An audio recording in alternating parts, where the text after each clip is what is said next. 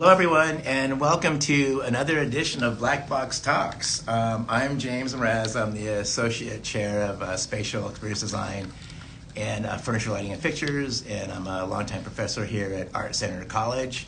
It's good to see everybody, and we're excited to have a new guest here as well. So what is Black Box Talks? It's a space for spatial design creatives to share their stories and experiences. Black Box Talks is a space for spatial experience design journeys. It's where you find hopefully a flash of insight. It's a real life art and design conversation. It's breaking down design cliches. It's creating new worlds. It's talking about theory and practice. It's emerging design philosophies and exploring unfamiliar territories. So today we have a really special guest. Today we have Hines Fischer. And Hines Fischer is a lead production designer for Goodrich's Licensed Products Initiative and directs the design of custom furniture and lighting fixtures for clients' projects. He's actually a prolific industrial designer. Hines has developed numerous products for mass production, including lighting, bath fixtures, furniture, accessories, and hardware for companies including Paris Design, Calista, Bernhard Design, Arteriors, S.A. Baxter Designing, and the list goes on. He applies his expertise in furniture construction, dynamics of light fixtures, and the history of design for the pieces he develops for specific projects. He works closely with interior designers to develop bespoke furniture, which embodies and extends into the project concept narrative. Hines thrives in Goodrich's collaborative studio environment and also enjoys a focus on narrative and story that creates a rich backdrop to inspire his work. I also want to mention that Hines Fischer is a graduate of our graduate master's furniture program I think it was like the second year after we started it. So hello from Hashimoto. Hey guys, how are you? So without further ado, I'm going to invite Hines into the conversation. Hey, James. Hey, there you are. Sorry about that. I think I might have my privacy settings on a little too tight. Yeah, no worries. It's good to see you. Great to see you too. It's been a while. Yeah, it's been believe it or not, it's been 10 years since I left Art Center. I was just thinking about that. That's incredible. I mean, I'm really glad to have you on. I think you're such an inspiration for, the grad furniture, spatial, lighting, fixtures, all the students right now. I mean, you're one of our first grads, I believe, from the department who's out there really doing amazing stuff. Oh, well, thank you. It's I think it's not I didn't really expect when I left Art Center that I would end up working in hospitality design for 10 years, but I also didn't really expect when I was leaving high school that I would end up working on furniture. So it Yeah, kind of, you can be surprised on where your interests take you. no doubt. It's a journey. So having said that, maybe just kind of tell us a little bit about your design journey. Yeah, absolutely. So where I am today, for people who aren't familiar, is I work at a hospitality design studio in New York where we do called Goodrich, where we do a lot of hotels and restaurants, and also branding and strategy and some product design too. And how I kind of got there is when I was growing up, I focused more on art, and I was a little interested in DIY and woodworking, and took some metal sculpture classes and things like that. And so I ended up going to school for industrial design at Carnegie Mellon. And when I was there, I kind of loved the wood shop, and I had a teacher recommend that I do the DIS program, which is a pretty popular program that I've been surprised how many people I've met in New York who have done it. Where students go to Copenhagen for like a summer term to take a class there in furniture design, and or I think they have architecture and textile design and things like that. And my teacher when I was there was He Welling, who has gone on to be really successful. But at the time, he had just done his first chair for Hay. And it really was the first time that it occurred to me that people could actually make a living doing furniture. I always kind of assumed it was one of those things that only a very few select people can make work. Mhm. Um, and so when I left Carnegie Mellon, I kind of immediately turned around and applied to Art Center because I knew I needed to take my portfolio to another level beyond, just some messing around with woodworking. Uh, when I left Art Center, I was just looking for a job that I could find quickly. and I ended up getting hired by Yabu Pushelberg in New York to, which really was a getting thrown into the deep end because I was one of two junior designers in New York. No intermediates, no seniors, nothing. They were in the Canadian office, so we were just struggling to make all the custom furniture for hotels and mostly hotels at Yahoo Pushelberg.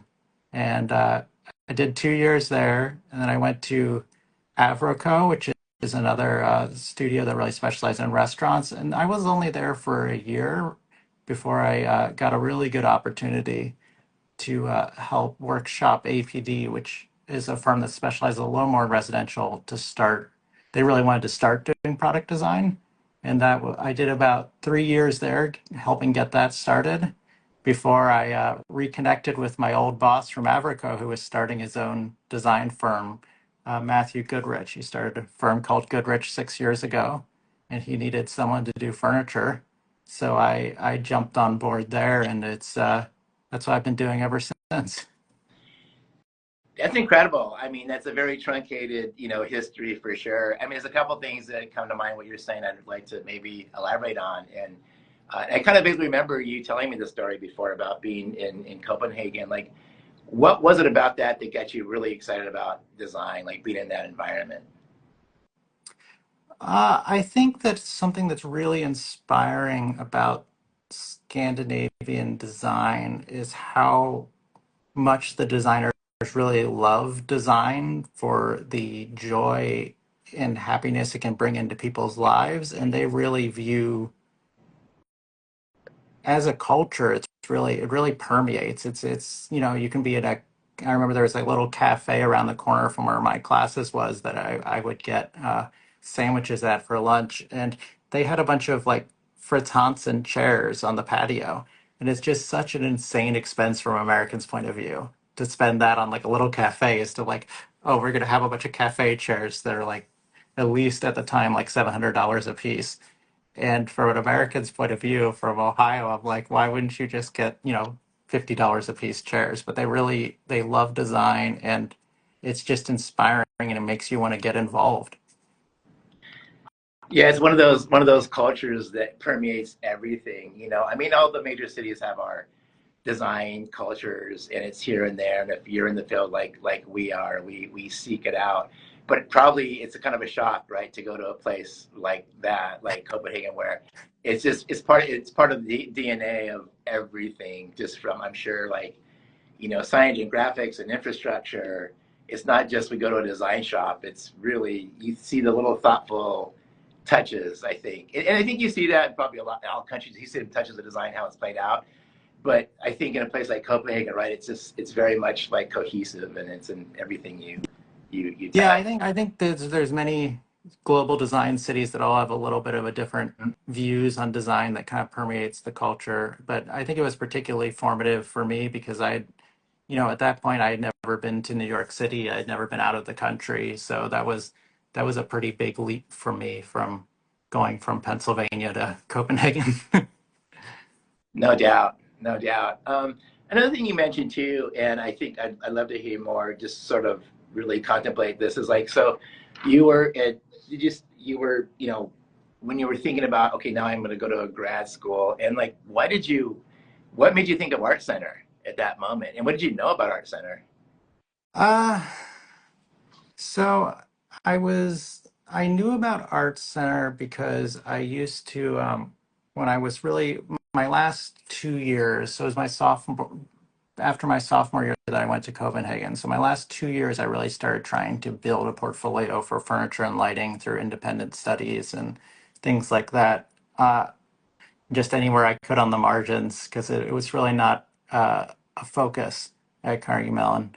And I I started driving to Neocon at the end of the at the end of because I was living in Cincinnati when I was not at school, so I would drive to over to Chicago and go to Neocon, and I would see the Bernhardt booth there, and I would see all these designs from Art Center students or Art Center graduates, and I thought, wow, that's a school that really knows what they're doing. So I started doing some Googling, and I saw that. they were just about to start a furniture and fixtures track. So I applied right away. I didn't apply anywhere else. That was the only plan. Yeah, that's really good to hear. I mean, that's a big shout out to David McCarthy for really being like the pioneer of getting students work out in these international venues and shows for furniture and fixtures. So that's a really that's a great story. So kind of moving forward a little bit, like how did you end up in New York? Was that from Puschelberg, or was that when you were working with Goodrich? And what was that like to make a leap to New York? Uh, that was for the job with Yahoo Pushelberg. I got hired when I was still had about a couple weeks of uh, term left at Art Center. Mhm. Uh, so I kind of knew that that's where I was going, and they wanted me to come right away. Mhm. So my dad came out, and we drove a U-Haul from LA Wow. to New York, From and LA or from Ohio? from LA. Wow. So. Uh, and it was an adjustment. It's something that, despite not really being from big cities, it's something I guess I've always taken to pretty easily. I'm not a person who's very sentimental, so I take to new places quite easily, and I really loved being able to walk to work when I was living in the East Village. Mhm. I live in Brooklyn now, which is, you have to take the train, but it's I found that really exciting. I found it really exciting to be working on large hotel projects in Asia and all over, and it was very interesting to how working in a design firm, you really feel like you're in a bubble, and then all of a sudden your products are out there or your designs are out there in the world. There isn't as much interplay and back and forth as there is as developing in school.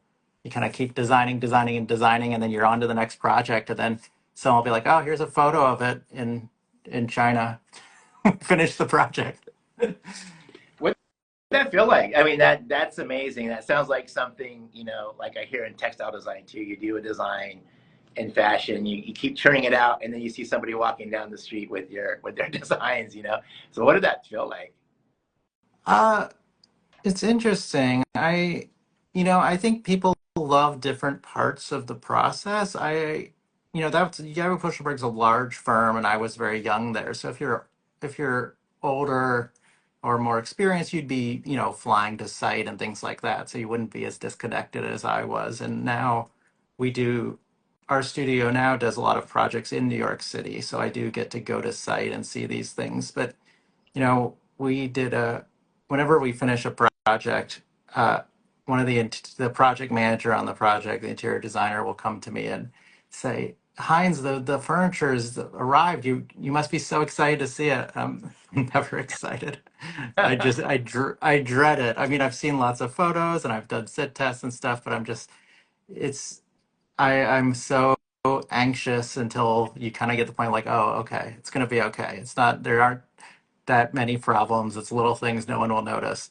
For me, the part of the design that I really love and get excited about isn't seeing the finished projects. It's the first time that you really start to see an idea go from just a bunch of napkin sketches to, oh, we have something here. Like this is going to be cool.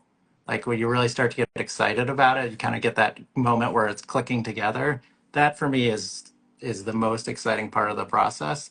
And for me, the design is never as cool as it is in that moment.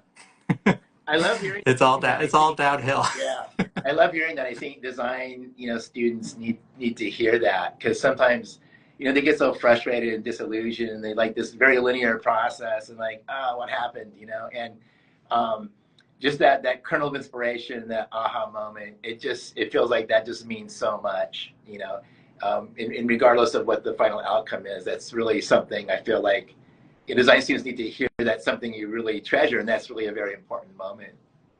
Yeah, I think I've definitely met designers that it's a different part of the process for them. I've definitely met designers that for them it's the moment of seeing it in the real world. For them it's like, wow, it's we made this and it's there. For me, that moment is if it's not anxiety, it doesn't feel real. I can't Yeah. I can't convince myself that yeah, keep reminding myself that that's came from a sketch we did, and it just never really clicks. It doesn't. It still seems surreal. Do you think it's because you've been doing it for a while, or you don't need that validation like you did before? There's been a few times where I kind of stand and look at something and like, wow, I can't believe that uh, we took just a hand sketch and somehow convinced people to spend sometimes tens of thousands of dollars to make this. Yeah. And I'm like, it's really pretty incredible to see that there's this giant chandelier we did when we did the Belmont Arena in Long Island. There's this club in the basement for people that have the ice level suites there, Mhm. and it has this giant stainless steel like mirror polished chandelier that, and it's humongous, and it's just such a crazy idea wrapping around this column that it's that was one where I really stood there and tried to pinch myself to be like, wow, I can't believe. I mean, I can't remember what the line item cost on it was, but it was a lot, and it's totally worth it. It's a bargain for what you get from it, but you had to take a sketch and convince people that this sketch was going to work, especially when it's Yeah. using mirrors to like make it feel transparent. That's Right. you're trying to convince them it's going to work, and when you're not even 100% sure it's going to work, you're like, if all these line up right, it'll work. Let's talk about that design process, because I just maybe you could let the audience know too. Like, is it different scales of projects have different processes? Like, and do you partner up with other architecture firms for larger projects, or do you go off and design furniture in your sweet sacred space and come out with the napkin sketches? Like, what are maybe there probably is different answers, but maybe share some of that. I think it varies for sure. The way that it's not that different between the studios I've worked in, but I'll talk most about Goodrich because it's just what I've been living and breathing for a while. Most so our studio is only 14 people. We when Matt Goodrich, who started it before that, he was I can't remember the exact title, creative director or whatever. He was my de facto boss at Mm-hmm. Avroco, below the partner level, but he was the guy I saw all the time. Mm-hmm. And at the time, he was, I don't know, Avroco has like 200 employees or something. So when he started his own studio, he made a conscious choice to try to keep it small. And I think you'll find that there's different ideas of how, when people, by you, I mean students, will find that when they're out there, there's different ideas of what the way you want to run a studio. Some want to grow and have lots of like branches of lots of little teams, and some want to have one team that the boss can still be involved in everything. So that's kind of the way Goodrich is structured, is that we're just a little small team. So when it comes to doing something like an arena, or we partner with architecture firms, and we design all the interiors, and we coordinate with them so that they can help finish and detail our drawings so that our concepts can be executed on a large scale. So there's a lot of time spent coordinating with them. For my role, usually I come in after we finish coming up with the concept and story of the space, and I start to kind of interject what sort of nuances I can see. I mean, sometimes we say that my specialty is everything under 8 feet. So Sure. anything small details, like how can we bring this to the next level? And I'll work a lot with the interior designers. So I'm touching all of the projects at the same Mhm. time on how we're going to develop a unique story and style for each project. And then we usually just start with the key pieces.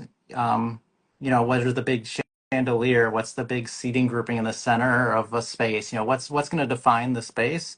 And then we start,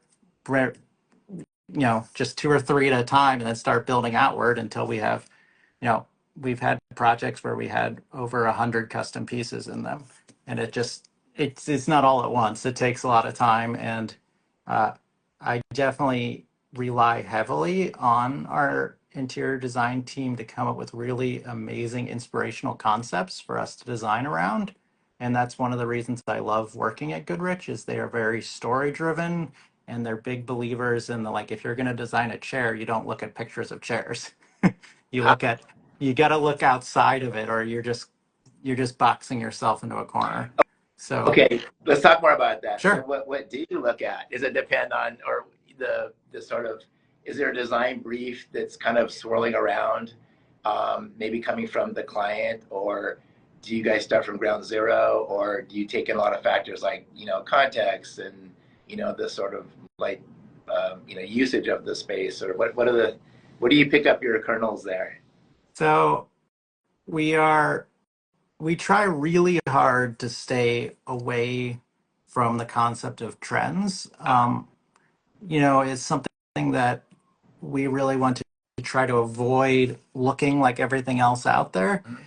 So we focus because honestly, we think that's what our clients are coming to us for. They don't want things that they can find on Pinterest or generate with AI. They want something that's different and unique. So there's a conscious decision that like we're not going to be able to find an image out there for an image board of what it should be. So we need to find a way to synthesize. So every project we start with four pillars. It's a concept you may have heard at other studios where there's different numbers, different thoughts of what they should represent. But the general idea is that we define with great great detail. My boss in particular is a big fan of old books and uh, design history, and he's very detailed in the stories he writes about each design concept. So usually we start from four pillars, one that is historical, which is usually grounded in the place or the site or what the building was designed as, if it's a renovation originally, and what did it look like before it's been renovated 10 times. And then we focus on a design pillar that's more aspirational. It's like, what do we wish this project could be? And that's maybe more of your Pinterest images. What's the most beautiful version of it? And then we try to do something that's a little bit more familiar, which is usually the pillar that is trying to be a guidepost. A lot of times we're talking to clients that are developers, and they may not always get what we're trying to do. So this is kind of the North Star of like, this is something familiar that you can understand. Like this is a concept like, we did a restaurant with Danny Meyer in New York City, and the concept for that one was going out to go home was the familiar concept. It's like the idea of like being invited to a kitchen table. Like everything is a very familiar concept that everyone can understand. And then the final pillar is one that we is our favorite and our client almost always never understands, which is the muse pillar. And the muse pillar is usually a person, an artist, uh, designer and architects, usually deceased because it makes it easier to define them. and we and we try to and we you and it's and when you're creating these four pillars, the goal is to not make them similar, but rather to make them as different as possible. So with that project, that restaurant in New York, Cistiamo is the name of the restaurant. We had one pillar which was all about the Italian rationalism movement, and then we had another pillar that was all about materials formed by fire, so molten glass and um, blacksmith metal and things like that, which are about as different as could possibly be. But the point is that when you make an image board, you're combining these four things, you're creating something new that doesn't exist. We're not looking at one image board and saying we're going to make more Italian rationalism. We're like, well, what if you mixed Italian rationalism with the concept of coming home with, molten materials and some artists thrown in the mix? What do you come up with? And it's very challenging, but it's also really inspirational, and it keeps my job very interesting. I think that if there are students listening here that are into furniture and lighting that are considering where they want to go, I would say that that is the benefit of hospitality, is that hospitality, you get very interesting prompts and challenges because in a hospitality project, there are no trends inside the four or more walls of the building. You can tell a story, whatever story you want, and you can make things that would seem crazy if you sold them on the market make sense in that space. You know, sofas that are striped from top to bottom, or everything's covered with tassels and crystals, or any sort of crazy, tacky idea. You can take it and elevate it and make it feel modern and you can really explore interesting ideas.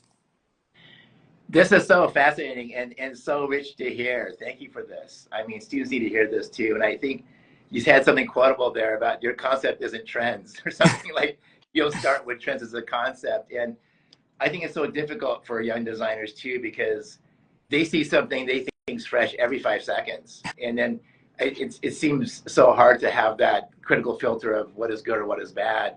And I think you mentioned a process that we might have talked about this 11 years ago or something about the remember the idea of the matrices. Like here's Yeah, one way of knowing. Do you remember that? Here's one way of understanding the world. Here's another way of understanding the world. What if we put that together?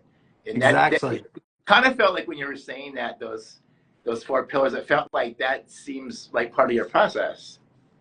Yeah, I think that it comes from the fact that the way that we're presenting to our clients, because we need to bring them along on this journey, and sometimes you're lucky, but usually they don't have quite as vivid imagination as a designer and or someone who's trained as a designer. So you're usually using a lot of photography and images that you might find online to tell this Right. story, and you're trying to get them to come with you without being able to see it yet. And so you have to be very careful with the images you select. And that's where it kind of comes with this idea of four image boards intermingling or coming one after another with an explanation of like, it's not any of these, it's all of these together. And then usually we do some image boards that are like, this equals this, but it's due to the fact that it's a very image driven process still. So that brings up something too. Is like, do you have the design kind of in your back pocket? And let's be honest about this, or because I'm sure that you want your client to kind of feel like they're part of this journey, right? And they have input, and they're not sitting back and saying, "Show me the goods," or so. How do you think? I mean, just psychologically, how do you work with that?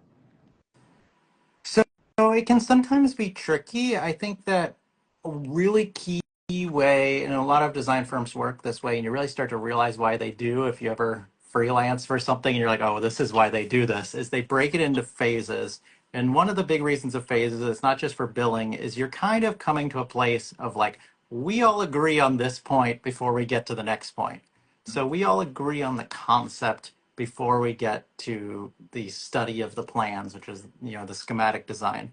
So that can be really important to when you start getting a disagreements to be like, sometimes you have this doesn't happen to us very often anymore, but sometimes we would have clients that would, they just don't like purple. And you kind of have to explain to them like, yeah, this hotel isn't your house. And so that's not a great way to go about it. Instead, a great way to go about it is to say, when we started this project, this concept was that like this hotel was all for millennials, and that this was, or this is actually a real example from working on the Moxie hotels at Yabbu Pushelberg, which I'm now realizing the reference would be this is hotels for Gen Z now, but young people, and your dislike of purple is not a factor when we're considering how we're designing for them. So sometimes you kind of have to go back to what the starting point was to bring them along. Yeah, yeah, I can imagine that you're crafting that kind of narrative that they can feel like they're part of, and then I feel like do you have to share with them that you're not just designing the furniture and fixtures, but you're designing like the overall experience. Yeah, I think I think this is both with furniture and interiors, and it's a cliche that I'm sure your students have already heard from you and lots of professors that empathy is the most important thing for designer. But it's one of those things that people say to you, and if you haven't really spent a lot of time thinking and internalizing it, you will later. Is Right. that you really have to put yourself in the shoes of walking through a space or experiencing a piece of furniture from all five senses for the first time and the 10,000th time. And really, I think that people make a big mistake when they design furniture and lighting like it's a styling exercise, because it it can't be just a styling exercise, because what is the styling elements of the design is also the structure. So they are inherently linked with the function of the design. And if you have a design that's all styling, it's ignoring the power of creating a design that is both function and design. Do you find yourself, I guess, for lack of a better term, is educating your clients in that way, or just or is it like walking them through that they should be thinking about these things? Yeah, a little bit. I think that because our particular process is so heavy on thoughtfulness and quite story driven, one of the reasons that um, my our founder Matt wanted to keep the studio small is so that we could be very selective about who we work with. It's if you keep your overhead lower, you can wait for the right collaborators, and I think that's a good luxury if you can do it in any part of life, is to really try to, if you can, pick very carefully who you work with, and that helps us avoid clients that don't entirely get what we're trying to do.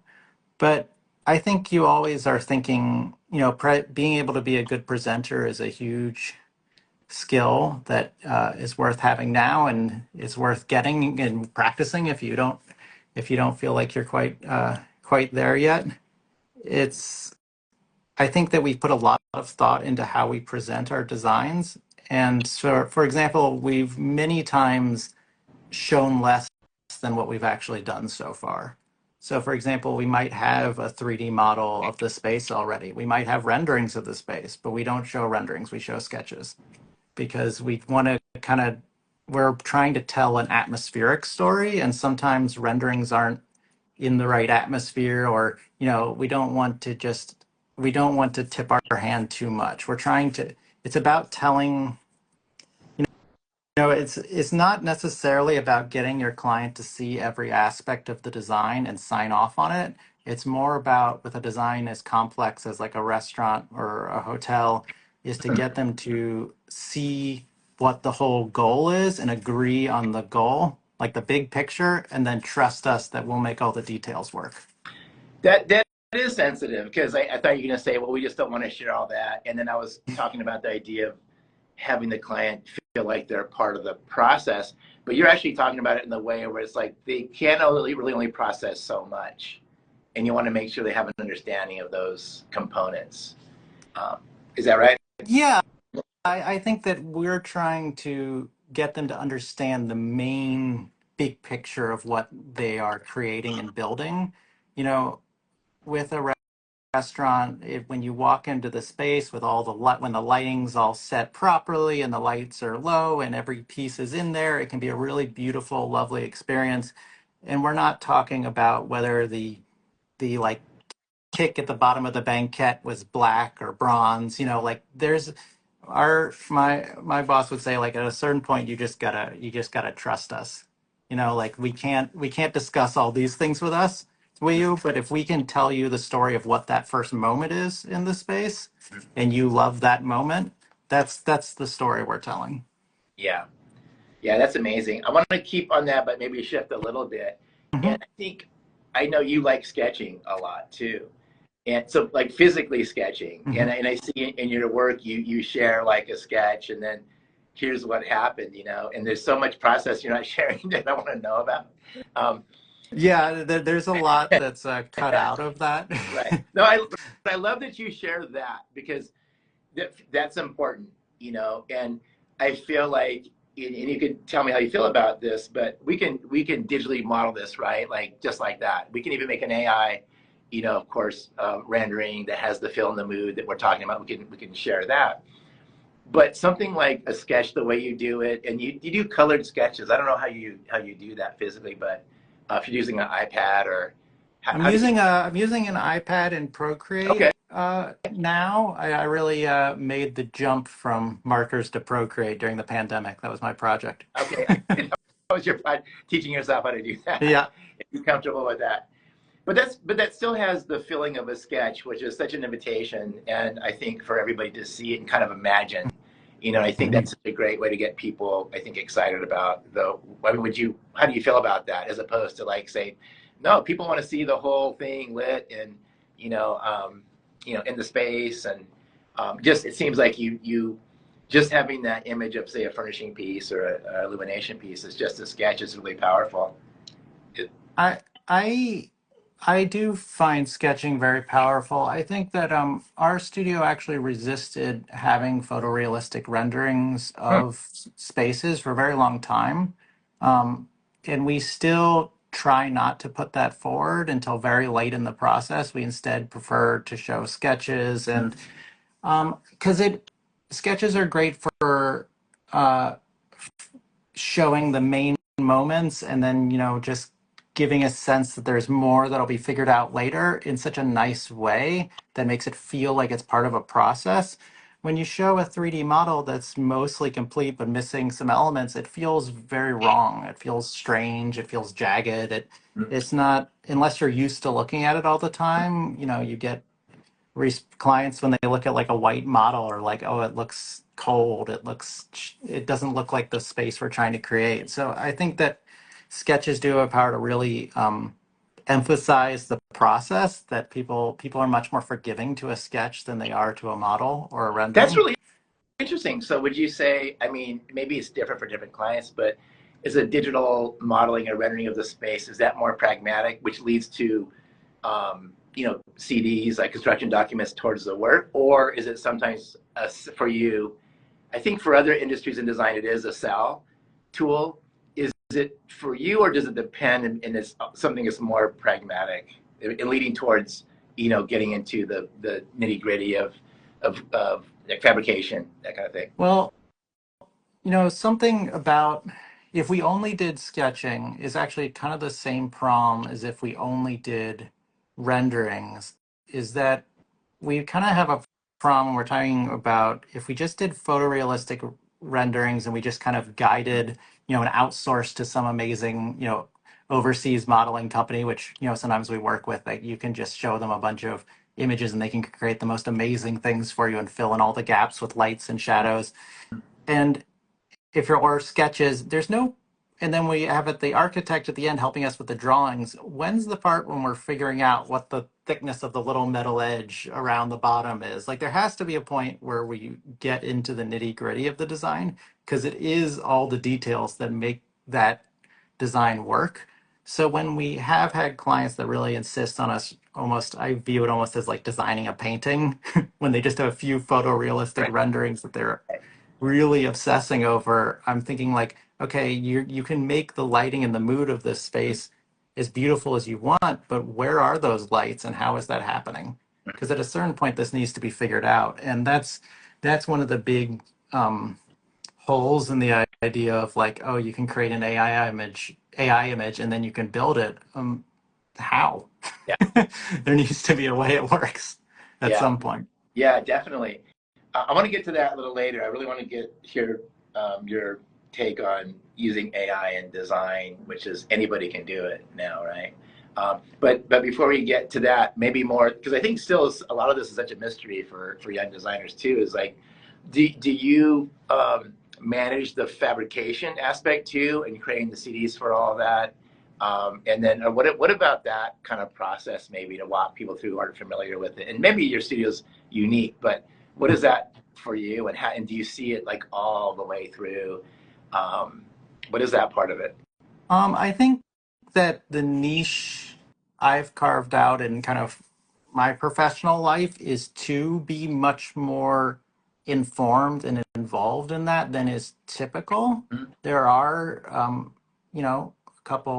probably a couple dozen other designers in the city that are specialized in furniture and lighting and really like me really get into the drawings. Like I produce construction drawings in great detail, ready to be produced Mhm. with lots of thought into them before we bring on a fabricator. Mhm.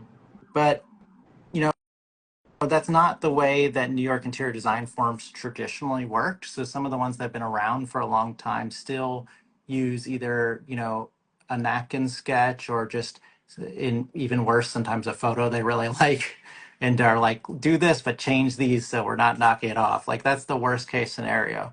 So I wouldn't say it's typical, but I think especially among the larger firms like Rockwell Group and Avroco and Yabo Pushelberg are really trying to make a lot of custom furniture. They're operating on a level of producing all their own drawings. Mhm. And after you produce your drawings, there's kind of an interesting, somewhat silly and redundant process where we produce very detailed drawings and we send them to a fabricator and then that fabricator will pretty much send back often less detailed drawings. Right. And then we get in a fight about, no, we need all this detail. And really what that process is it's almost like a contract, we're negotiating on paper of like how it's going to be made. And sometimes usually the argument is like, we need you to show more detail before we can agree that this is how it's going to be made. Um, and when we find fabricators that we are very communicative and will take our 3D models too to help inform the drawing creation and are more detailed than us, we send them a drawing and they're like, show us all the structure and the frame and everything back. Those are the ones we want to keep working with. And that's what usually gets the best results. It sounds like you take a lot of care, and it's probably much more complicated than you're sharing with the guests right now. But let me ask you this, because everybody will want to know. I mean, do you ever get surprised in good ways and bad ways with what gets produced because you thought through it so much? You now have such a mastery, no doubt, of materiality, and you know how that's going to work, or even the sheen on the material, what that's going to do with illumination. You know all that, but do you ever get surprised in good ways and bad ways? And could you share a couple of stories of this? Oh, the number of bad ways is an endless list, which is the source of my anxiety when I go to site. Uh, we had a fabricator for a restaurant that really, so this was during the pandemic, so we couldn't go see it in person, and they were making it in China, and they really were not communicative at all. Their drawings were very undetailed. It was red flags all along. We didn't pick them. Usually how it works, and over time, we've become very insistent that we get our fabricators in the room in the conversation. So it's gotten better, but this was one of our very first projects, and we didn't know that we needed to be as insistent as we are now. And our client and the purchasing agent picked, three fabricators or five fabricators, and they send out the bids, and they send out our drawings, and they get the prices back, and then you try to explain to the client the difference between them, and then your client always picks the cheapest one. So this was the cheapest one. uh, And I remember they sent us photos finally, and there's so many things that are wrong with the materials and the quality. And so we carefully marked up the photos with all these red lines within the same day and sent it back. And they said, well, it's already on the loading dock, so there's nothing we can do. oh my God. So we, they sent it and it's one of the things I was saying about restaurants where the lights are all low and everything. No one notices all the little defects that drive you crazy. But there were some wood that we had like very carefully wanted to use this African mahogany around the border, and they had changed it to lace wood, and we wanted to use this like Babinga veneer, and they used a completely different burl veneer. But there's one point where they you made a wood table out of a sapele, kind of like it's like a figure, kind of like I guess it's called a crotch figure, on that we really did not specify. We wanted a red wood and wanted it figured, but a totally different one. And it's gorgeous. It's so cool. And we get so many people commenting. And when I have been to that restaurant, I had the manager at the time come by our table, and she said, "Hey, great to see you." And she said, "By the way, I keep getting people asking me about the table. Can you tell me what type of wood this is so I can tell people when they come to the restaurant?" And I'm like, I love that you're honest about that, because I think a lot of designers, we have such an ego that if there's an accident that's great, we're like, oh yeah, we got that. well, we are actually working on a second location for that restaurant now for the same client. They're expanding to a second one in a different city, and we're reusing that wood now. You better have it there. That's part of the design now. We're bringing that wood back. We're not going back to the original spec. It's a happy accident, although we still added that we still added that fabricator to the list of never work with them again. Yeah, I'm sure that's a rare moment. I mean, do you ever see your design and say, I nailed it? We just nailed it, vision, and you're like, wow, that actually turned out like more than I thought it would. Mm, I'm gonna say probably no.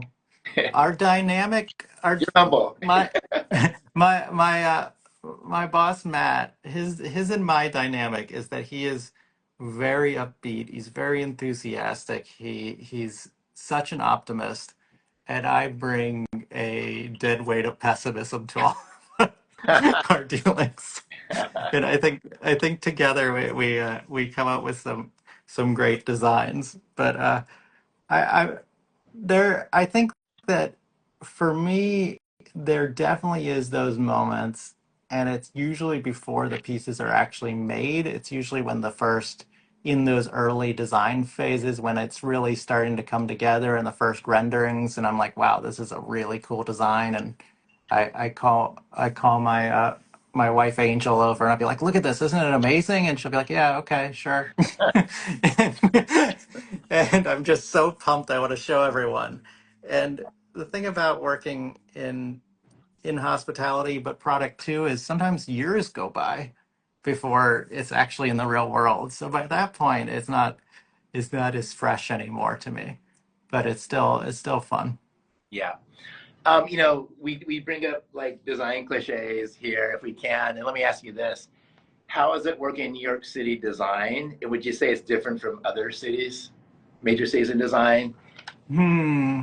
I would say it can be in some ways. I think that definitely New York City's vibe is much more high strung and fast paced and long hours, all the cliches of compare when you compare it to Los Angeles. I think that there has been a push in the 10 years I've been working to really try and to really get rid of that culture. I think a lot of studios are really trying to uh, keep their designers from working late, which was really the standard when I first started, and now I think a lot of studios are trying to cut back on that as much as possible, um, which is I think a good change. I haven't worked in other cities, so I can't say for certainty. I think the great thing about working in New York is the other people you work with.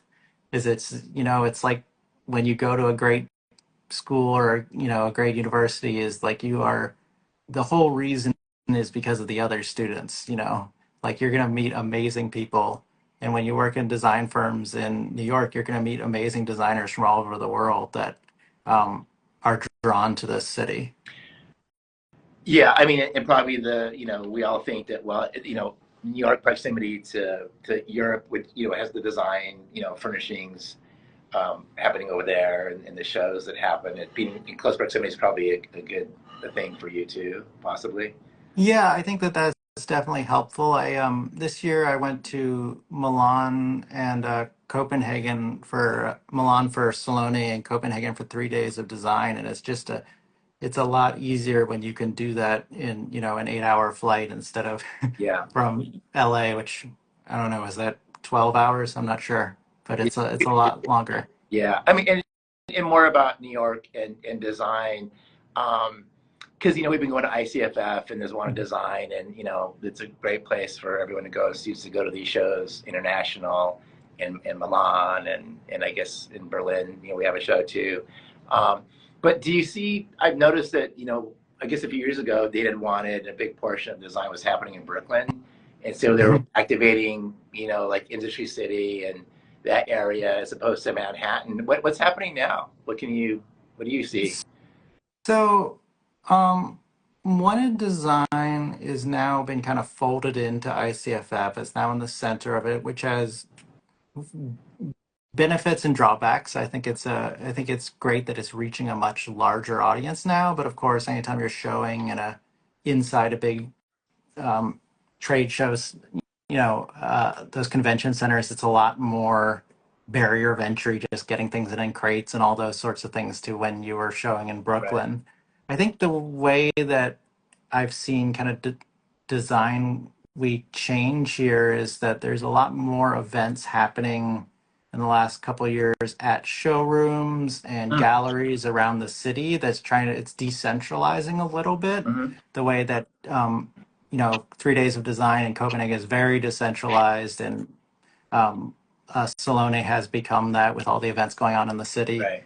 It's and I think that's a good thing. I think it's interesting. I think it adds to the events. Mm. I think we've also kind of started falling into almost a bi-yearly uh, design weeks, as we have ICFF on one side, and then actually this week right now we have BDNY, which is Mm. been growing in popularity in recent years. There isn't a great place for students to show at this time, but BDNY is great for a lot of vendors coming to the city, and they really are focusing on hospitality design. Mhm.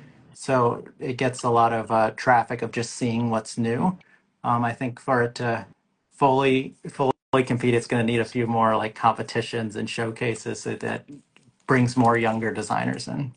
That brings me to another question, and this time has flown, but there's a couple things I want to get in here.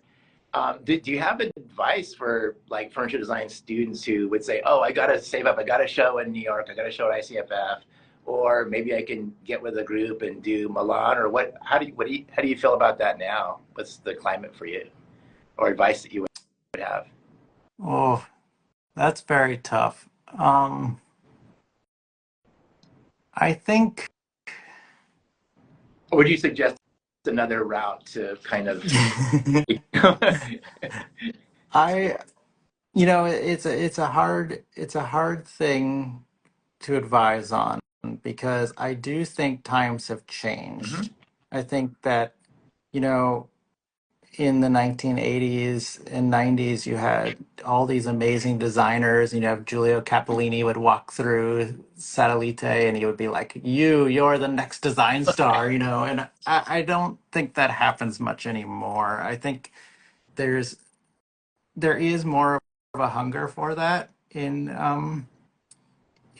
in Europe for finding talent, but I do think a lot of design uh, companies are now no longer family businesses. They're now corporations with shareholders that want them to be working with designers that have a following already. They want a little more traction in it. So I don't think that it's a impossible path to show a great design, find the right person, and get it into production. I do think it's a little unlikely for that to be a repeating process. There are people that have done it and done it in recent years, but I think the most likely scenario is that if you show a design and someone loves it and they make it, that's kind of a one and done thing. So I would also spend some time thinking about what's your day job going to be? Where are you going to work? How are you going to keep this going? And I would really emphasize the importance of cultivating relationships with furniture brands with who you meet. And you can do, and a great way to do that is working in a studio. That's great. That feels really honest and raw and great advice. One last question I have for you, and if you have a couple of minutes, we could maybe some of the audience could have questions too. But Mhm. but I know, and now I'm glad. Now I know when I talk to you and hang out with you, I can't say the word trend. So It's what are the okay. It's so okay. what are the things that? But what are you excited about in terms of your design journey now? Just it could be either materiality or processes or something that's next you're thinking about, or what kind of things get you kind of what are you thinking about now that you're excited about? Um, I'm spending a lot of time thinking about how to optimize getting the best results within the world of hospitality design. There's this process where you work with, they hire a purchasing agent, the purchasing agent sends it to a fabricator, and there's a lot of things that are very bad environmentally in that process and are um, not I and you go, as you said, sometimes you don't get the results you want. And one of the things I really want to I've started to like dig into is what is the environmental impact of the materials we choose. I think that there's a tremendous amount of responsibility every time you cut down a tree, for example. Trees have been living for decades, and Yeah. you shouldn't just cut it down to stack it up and to a big block and CNC it into a dumb chair. You should really think about what you're doing when you use materials. So, for example, a lot of times when we have like a white oak trend, everyone loves white oak. We're working with a fabricator in China. White oak grows in North America. So you're putting white oak on a pallet to ship it to China to make furniture in China to ship it back to the US.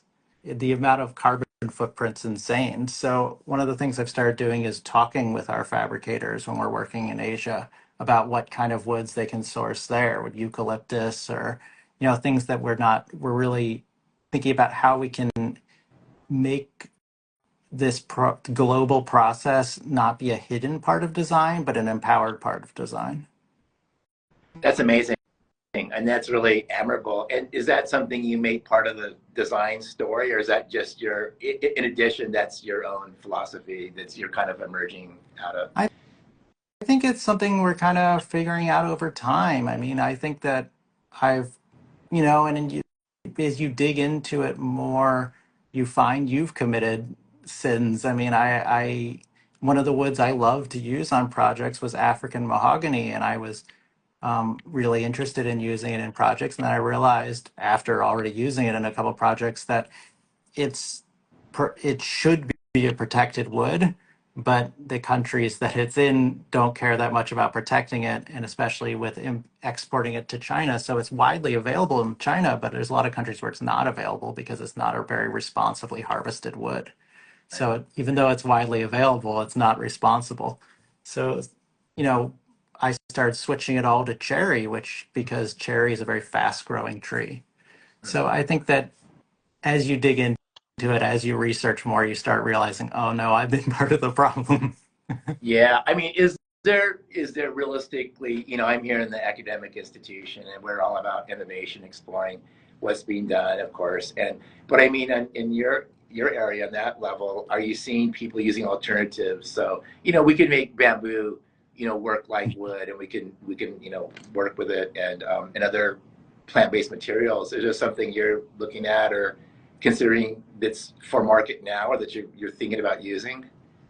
I think that it's challenging, but because at the end of the day, we're building things, and anytime you're building something, you're doing a net negative as far as the environment. Mhm. I think, and that we're also trying to make something very beautiful and interesting, so that can be difficult too. I think that one area we've made a lot of strides with is trying to be more local with our materials and with our fabricators too. I mean, I talked a lot about working with in Asia, but one of the great benefits of, well, one of the benefits is a weird way to put this.